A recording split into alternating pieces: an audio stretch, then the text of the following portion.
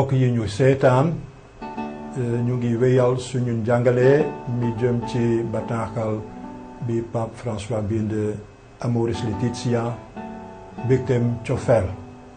ànd ak l'abbé Alphonse Seck. tey dinañu dugg ci juróom ñaareelu xaaj bi,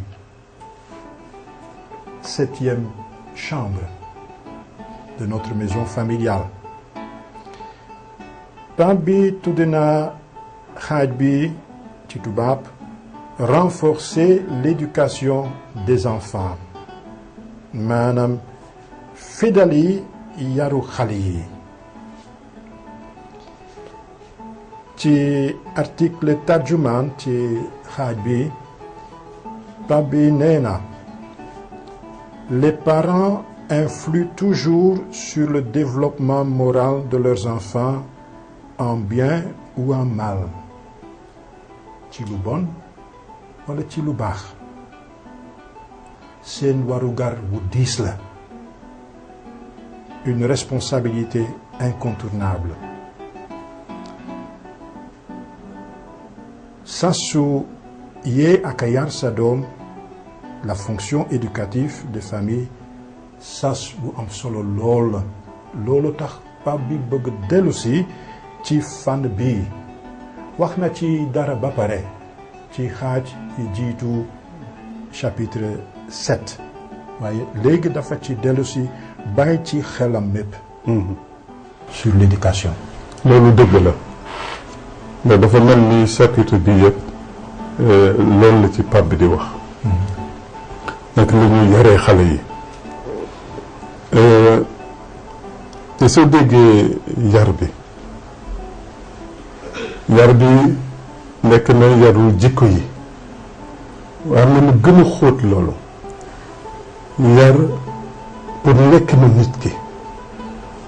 mu mën a xàmmee li nga xam ne moo jekk ci moom ak li nga xam ne jekkul ci moom, jekkul ci nit. tubaab di ko woy éthique. yar boobu Pape bi boole na ko ci. boole tamit li nga xam ne day tax nit ki bëgg a jëm kanam, di koy stimuler. waaye boole ci tamit di ko yar teg ko ci loo xam ne lu ñu mën a gis la, lu ñu mën a laal la, lu concret la, lu réaliste la. boole na ci yar bi ñu tubaab di woowe éducation sexuelle, maanaam yar ko mu di góor wala jigéen ci ni moo tasee ak keneen ki nga xam ne moo di góor wala jigéen. yar itam ci ni nga xam ne noonu la war a dundee ngëm, wala nag nañ koy jottalee ngëm gi. te jàpp na ne yar boobu yëpp fi ñu ko war a defee njëkk mooy ci dundu njaboot gi. la vie de famille comme contexte éducatif. xam nga nit ki du nekk ci njaboot gi bu bugg ko yaree feneen, waaye li muy dund ci biir njaboot bi foofu lay yaram xeej itam.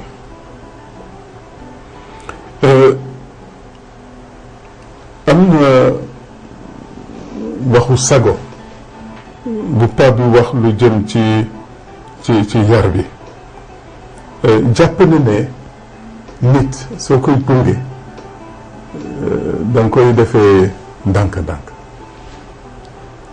ndax sa doom xale soo bëggee tëb ne danga koy jàngal la, sa njàng du wéy ndax du àttan li nga koy wax. waaye soo koy jàngal tuuti ak li mu mën a xàmmee ak li mu mën a boole, su boobaa njàng moomu dina wéy. mu di ko tuddee la gradualité. et l'éducation de petits pas. maanaam mu teg tànkam fii, suba mu teg beneen tànkam ci kanam, noonu lay def ba mën a demal boppam. te loolu yëpp dañu war a boole la ci maanaam ci yar bi. am na nag lu Pape François di wax mën na wax ne ci waajur yi la koy jëmale. loolu tentation la maanaam loo xam ne daf ñu yóotu la nit ki yaa ngi koy yar waaye danga ko bëgg a contrôler loolu xam nañu ci biir njaboot yi jafe-jafe yi muy indi mais sa doom day dem ba màgg mu defe ne yow papam wala yaayam wóoluwoo ko waaye fu mu ne danga koy bëgg a contrôler ba xam fu mu ne ci lan la ne ainsi de suite mu ne l'obsession n'éduque pas loolu mënul yar nit te situation yi sa doom nekkee yépp mënoo ko contrôler te loolu fa lay waxee le temps est supérieur à l'espace maanaam bu ñu bëgg a contrôler fut fii sa doom ne da nga fàttee ko jàngal li tax mu mën a am taxawaay soo fa nekkul su fa kenn nekkul donc li ëpp solo mooy fi nga koy jaarale te loolu mooy tax dina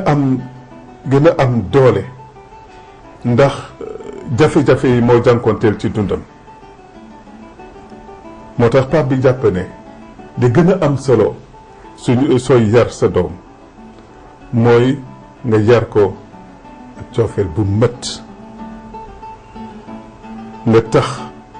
li ñoo tuddee ci tubaab liberté maanaam moom sa bopp gën a dëgër ci moom nga def ci moom maanaam nga tàggat ko nga def ba ci fànn yépp mu di màgg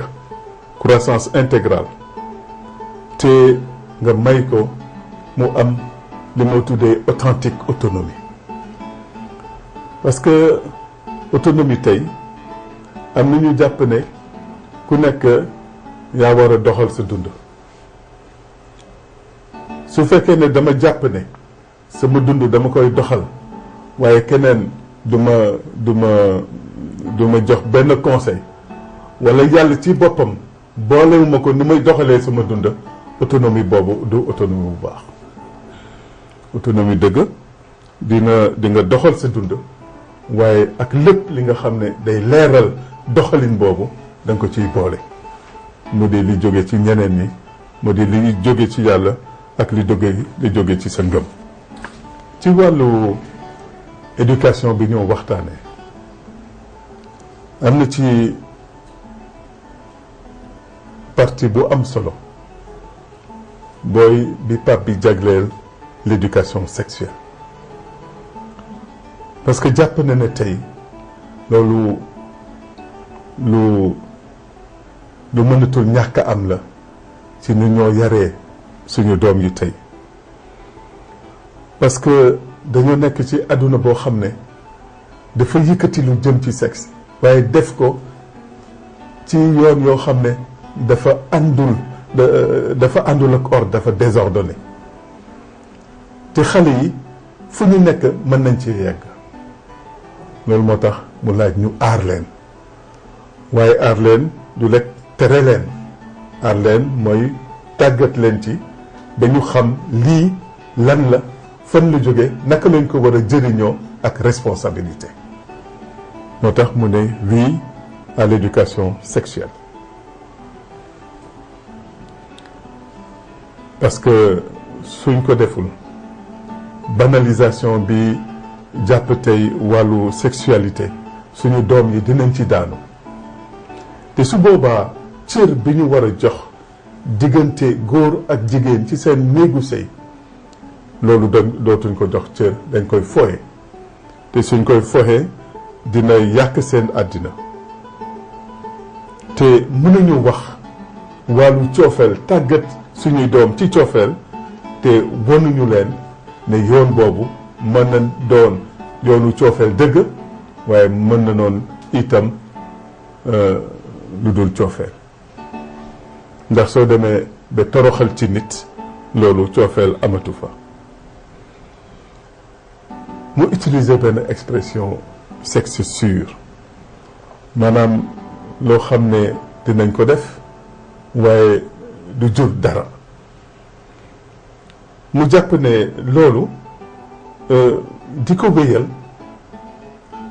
dafa am lu muy laal lu muy gàkkal ci li nga xam ne mooy finalité diggante góor ak jabar ci seen néegu sëy maanaam mooy mën a am doom parce que doxalin boobu day wane ne am doom lu jekkul la am doom lu baaxul la mu mel ni doom ji mën a juddu ci diggante boobu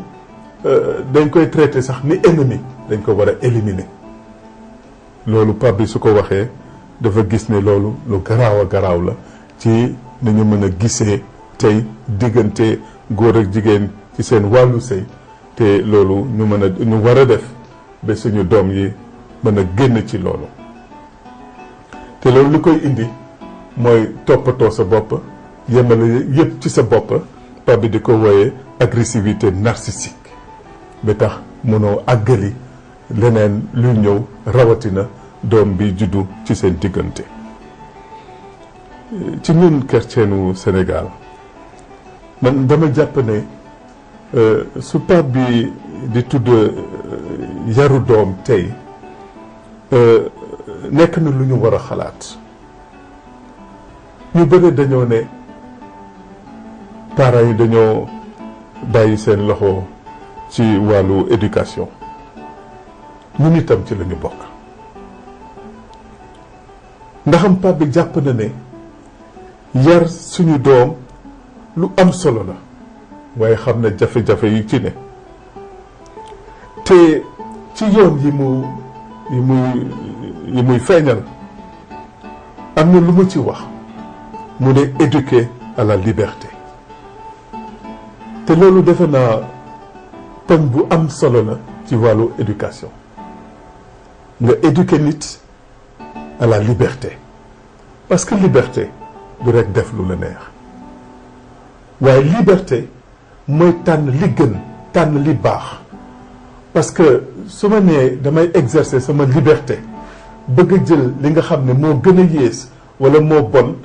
ma ne noonu lay doxee en fait nekkatuma ci liberté maa ngi ci li tubaab di wooye licence parce que liberté dëgg li ñu assumer dëgg mooy tax nga tànn lu baax li nga xam ne loolu rek nga mën a tànn su ko weesoo nekkatuloo ci yoonu liberté ndax suñu tàggatee suñuy doom yi ci wàllu liberté loolu moo leen di may ñu mën a tànnal seen bopp waaye suñuy tànn duñu tànn ngir li leen neex rek dañuy tànn ngir li baax ngir li am njëriñ ci seen nekkin ak ci neneenu nekkinu ñeneen ñi te am na expression bu Pape bi utiliser mu ne dañu war a def ba duñu doon ay victimes des invasions nuisibles baat yu xóot la xam nga victime mooy ki nga xam ne dara dafa ñëw dal ci yow te mënoo ci dara invasion mooy li nga xam ne xëy na bëggoo woon mu ñëw ci yow waaye ñëw na ci yow nuisible mooy yàq na la mu jàpp ne tey ci àdduna si am na lu bëri loo xam ne su ñëwee ci suñu doom yi daf leen di yàq duñ ci mën dara te li muy gàllankoor ci ñoom dafa bëri trop mu ne balaa loolu il faut ñu aar leen di leen di aaree mooy sàmm seen liberté maanaam seen mën-mën u tànn li nga xam ne moo baax ñu wéy ci bàyyi li nga xam ne baaxul loolu nag ñun ñëpp xam nañ ko du ci wax waaye ci jëf la ak seede boo xam ne sa doom gis na ko mu doy ko mu roy ci wax ko léegi sax fàttali rekk la njaboot Pape bi wax na ko mooy bërëb bi nga xam ne fa la ñu war a njëkk a yaree doom mooy l'école bi jiitu waaye jàpp na tamit ne communauté chrétienne yi war na ñëw jàppale njaboot yi ndax ñu mën a mottali sas boobu nga xam ne ci yàlla la jóge gannaaw ba mu leen mayee ñu doon benn ci wàllu sëy am na sax benn commentateur bu lire benn tweet mooy message yooyu ñuy yónnee ñu di ay message yu gàtt te Pape François day yónnee ay tweet moom itam moom dafa bind ci tweet bi ne chaque famille malgré ses faiblesses peut devenir une lumière dans les ténèbres du monde maanaam bu benn famille xeeb boppam seen jafe-jafe bu ñu tax ngeen defe ne mënatu leen yar seeni doom ci biir lëndëm googu am na toujours leer bu mën a fenk te su boobaa dina jàppale seen doom kon dañu wéy di jéem rek di yar doom yi te bañ a tàyyi. jërëjëf Abi Alphonse ngir leer gi nga ñu may jaarale ko ci juróom ñaareelu xaaj bi ngir yee ak yar suñu doom sas wu diis la waaye Abi dafa ñu may doole ak cawarte. jërëjëf Abi Alphonse. Heureux qui règle ses pas sur la parole de Dieu.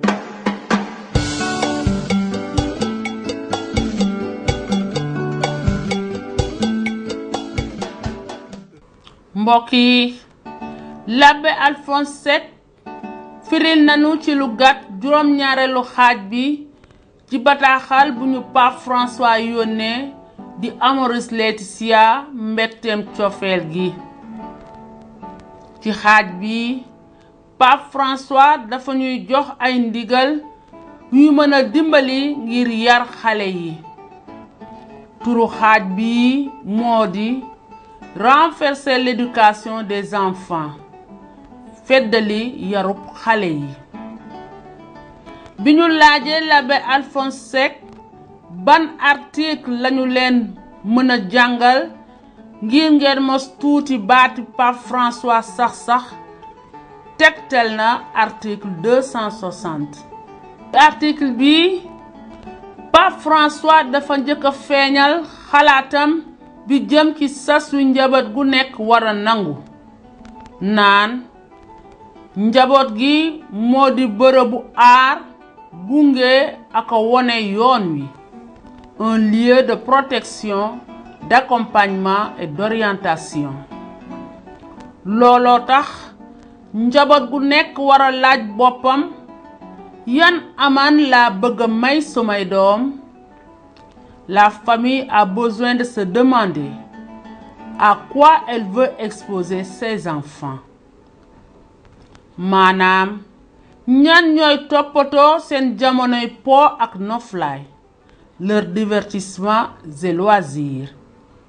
ñan ñooy dugg seen néeg jarale ko jumtukaayu jokkoo yi à travers les écrans ñan lañu leen di dénk lu tolloog seen waxtu noppalu ngir aar gunge ak won leen yoon wi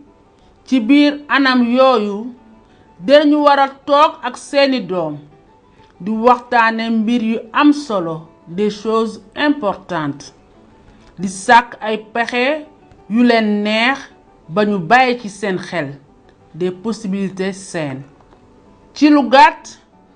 waajur war naa seetlu doomam yi topp di leen seetlu